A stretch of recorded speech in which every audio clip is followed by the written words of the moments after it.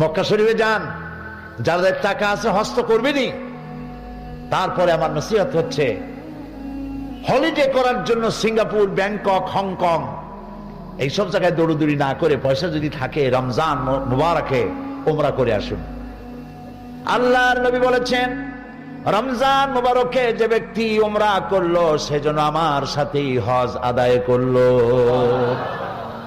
যখন তেলাওয়াত হয় মসজিদে হারামে, আল্লাহর ঘর সামনে, রমজান মাস, লক্ষ লক্ষ মানুষ নামাজে দাঁড়ায় গেছে। যখন ইমাম তেলাওয়াত করেন, আর শেখ আব্দুর রহমান আর সুদাইস, সৌদ আর সুরাইম, আব্দুর রহমান আল হুজাইফি যখন তেলাওয়াত করেন, মনে হয় যেন আকাশ থেকে কোরআন নাজিল হচ্ছে।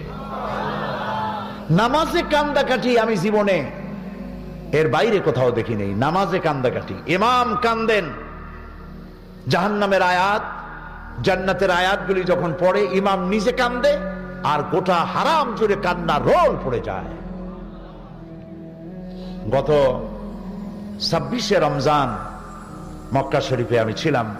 রমজান মুবারকে যাওয়ার একটা তৌফিক আল্লাহ করে দেন প্রতি রমজানে।